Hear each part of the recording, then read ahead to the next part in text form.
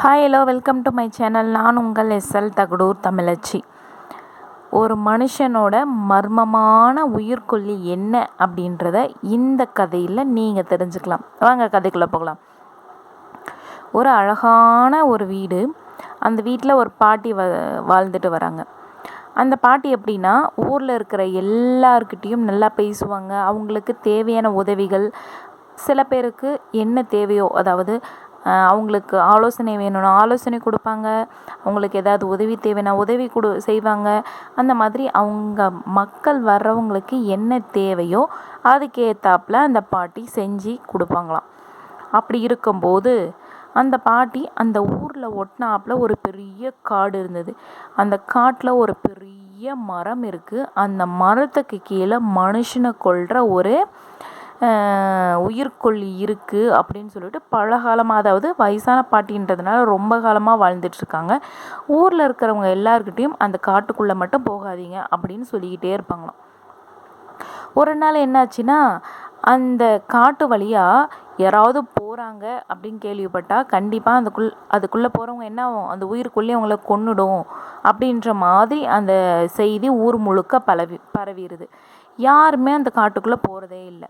அப்படி இருக்கும்போது அந்த காட்டுக்குள்ளே போகணும் அப்படின்னு சொல்லிட்டு 2 பேருக்கு ஆசை. எப்படியாவது அந்த காட்டுக்குள்ளே போகணும், அந்த உயிர்கொல்லி என்ன அப்படின்னு தெரிஞ்சுக்கணும், அது உண்மையா பொய்யா அப்படின்றத நம்ம கண்டுபிடிக்கணும் அப்படின்றது தான் அவங்களோட நீண்ட நாள் ஆசை. ஆனால் பாட்டி வேற உள்ளே போனால் உயிரோட வெளியில் வர முடியாதுன்னு சொல்கிறாங்களே, இதை நம்பி நம்ம போகலாமா வேணாவா அப்படின்னு சொல்லிட்டு 2 இளைஞர்களும் ரொம்ப ஆர்வமோடு இருக்காங்க. ஒரு நாள் என்ன ஆகுதுன்னா, அந்த காட்டு வழியில் 2 சாமியார் நடந்து போகிறாங்களாம். உடனே அந்த மரத்துக்கு கீழே இருந்த அந்த உயிர்கொல்லியை பார்த்துட்டு, ஐயோ உயிர்கொல்லி, ஐயோ உயிர்கொல்லி அப்படின்னு சொல்லிட்டு பயந்து ஒதுங்கி நடந்து போகிறாங்களாம். உடனே அந்த சாமியார் எல்லாம் ஊருக்கு வெளியில் போய் இந்த மாதிரி உள்ள உயிர்கொல்லி இருக்குது, யாரும் உள்ளே போகாதீங்க அப்படின்னு சொன்னாங்களாம்.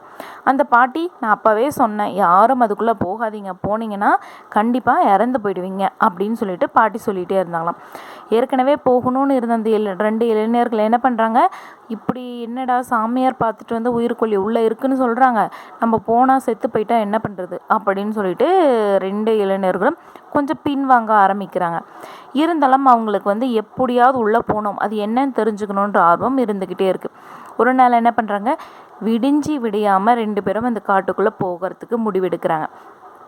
நடந்து போயிட்டே இருக்காங்க. அங்கே அதே மாதிரி மிகப்பெரிய மரம். அந்த மரத்துக்கு கீழே என்ன இருக்குது அப்படின்னு பார்த்தீங்கன்னா, ஒரு பானை நிறைய கட்டுக்கட்டாக பணம் இருக்குது. உடனே இந்த 2 பேரும் என்ன நினைக்கிறாங்க, என்னடா இது, பானை நிறைய பணத்தை வச்சுட்டு எல்லாரும் உள்ள மர்மமான உயிர்கொல்லி இருக்குன்னு சொல்லிட்டு ஊரையே ஏமாத்திட்டு இருக்காங்களே அப்படின்னு சொல்லிட்டு இவங்க 2 பேரும் யோசிக்கிறாங்க. ஆனால் இந்த பணத்தை நம்ம என்ன பண்ணணும், முழுமையாக தானே எடுத்துக்கணும்னு சொல்லிட்டு 2 பேருமே தனித்தனியாக யோசிக்கிறாங்க. உடனே என்ன பண்ணுறாங்க, 2 பேரும் பொதுவாக பேசுகிற மாதிரி, எப்படின்னா இந்த பணத்தை நம்ம 2 பேரும் பொதுவாக பிரிச்சுக்கலாம், ஆனால் இங்கே யாராவது வந்தாங்கன்னா இந்த பணத்தில் திரும்பவும் யாராவது பங்கு கேட்க வந்துடுவாங்க, அதனால் நம்ம என்ன பண்ணலாம், தனியாக ஒரு மரத்துக்கு கீழே உட்காந்து நம்ம இதில் பங்கு பிரிச்சுக்கலாமே அப்படின்னு சொல்லிட்டு 2 பேரும் பேசி முடிவெடுக்கிறாங்க. உடனே அந்த பானையை கொண்டு போய் வேறு மரத்துக்கு கீழே உட்காந்துக்கிட்டு பேச ஆரம்பிக்கிறாங்க. அப்போது 2 பேருக்குமே ரொம்ப பசி, உள்ளே போய் ரொம்ப நேரம் நடந்ததுனால பயங்கரமாக பசி எடுக்குது.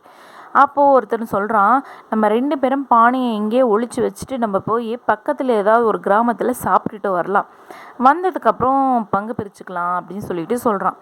உடனே இன்னொருத்தன் என்ன சொல்கிறான், எனக்கு வந்து பசி கொஞ்சம் கம்மியாக தான் இருக்குது, அதனால் நீ என்ன பண்ணுறனா, முதல்ல நீ போய் சாப்பிட்டுட்டு எனக்கு கொஞ்சம் சாப்பாடு வாங்கிட்டு வா அப்படின்னு சொல்லி அனுப்புகிறான். உடனே அவனை என்ன பண்ணுறான், சரி பார்த்துக்கோ அப்படின்னு சொல்லிட்டு இவன் கிளம்பி போயிடுறான். போய் சாப்பிட்டுட்டு அவனுக்கு கொண்டு வந்த சாப்பாட்டில் விஷத்தை கலந்து அவன்கிட்ட கொடுத்தா என்ன ஆவான், அவன் சாப்பிட்டுட்டு இறந்து போயிடுவான், நம்ம பணத்தை எடுத்துக்கிட்டு சந்தோஷமாக வீடு போய் சேரலாம் அப்படின்னு சொல்லிட்டு இவன் முடிவு எடுக்கிறான். காட்டுக்குள்ளேயே காத்துட்டு இருந்தவன் என்ன பண்ணுறான், ஒரு கூர்மையான ஒரு கொம்பை ரெடி பண்ணி பத்திரமா வச்சுருக்கான். ஏன்னா அவன் காட்டுக்குள்ளே வந்த உடனே அவன் பார்க்காத நேரமாக பார்த்து அவன் முதுகில் குத்திடலாம் அப்படின்னு சொல்லிட்டு 2 பேருமே இப்படி 2 விதமாக யோசிச்சுட்ருக்காங்க. அவனும் சாப்பிட கொண்டு வந்து அவங்ககிட்ட கொடுக்குறான். என்ன வாப்பா சாப்பிட்லான்னு சொல்லிட்டு காட்டுக்குள்ளேயே இருந்தவன் கூப்பிட்றான். அதுக்கு நான் சாப்பிட்டுட்டேன், இந்த உனக்கு மட்டும்தான் சாப்பாடு கொண்டு வந்திருக்கேன், நீ மட்டும் சாப்பிடு அப்படின்னு சொல்லிட்டு அவன் கொடுக்குறான். அதுக்கு நீ சாப்பிட்டுட்டியா, சரி உட்கார அப்படின்னு சொல்லிட்டு அவன் முதுகை வருண்டி கொடுக்குற மாதிரி என்ன பண்ணுறான், அவன் முதுகில் அந்த கொம்பை எடுத்து குத்திடுறான். அங்கேயே அவன் இறந்து போயிடுறான். உடனே இந்த பணம் முழுக்க நமக்கு தான் அப்படின்னு சொல்லிட்டு சந்தோஷமாக இருக்கும்போது ரொம்ப பசி, அதனால் என்ன பண்ணுறான், அவன் கொண்டு வந்த சாப்பாடை இவன் சாப்பிட்டுடுறான். சாப்பிட்ட உடனே என்னாச்சு, ஏற்கனவே அது விஷம் கலந்த சாப்பாடு. அங்கேயே அவனும் இறந்து போயிடுறான். 2 பேருமே இறந்து பிணமாக கிடக்குறாங்க. அந்த பானை அதிலிருந்த ₹1 கூட யாருக்கும் சொந்தமானதாக இல்லாமல் அந்த பானையிலே கேட்பார் வழி இல்லாமல் அந்த பானை அங்கேயே இருக்குது.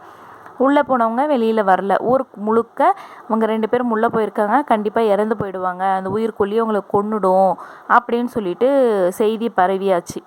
ஆனால் உள்ளே நடந்தது என்ன, 2 பேருமே பணத்து மேலே ஆசைப்பட்டு ஒருத்தர் கொன்னுட்டாங்க இல்லையா. ஆனால் உயிர்கொல்லி அப்படின்றது என்ன, பேராசை அப்படின்றது தாங்க இந்த கதையோட அர்த்தம். பணம் அப்படின்றது போதும்ன்ற அளவுக்கு இருக்கணும்.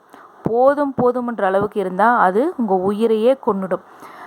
பணம் கூட ஒரு மனிதனை உயிரை எடுக்கும் அளவுக்கு உயிர்கொல்லியாக செயல்படும் அப்படின்றது தான் இந்த கதையோட விளக்கம்.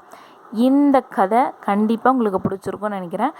பணம் பணமாகவே இருக்கணும். பணம் எப்பொழுதுமே ஒரு மனுஷனை ஆளவே கூடாது. பணம் மனிதனை ஆண்டால் அவன் கடைசியில் பிணமாக தான் மாறுவான். இந்த கதை உங்களுக்கு அது உணர்த்தும்ன்ற நம்பிக்கையோடு இந்த கதையை நான் முடிச்சுக்கிறேன். நன்றி, வணக்கம்.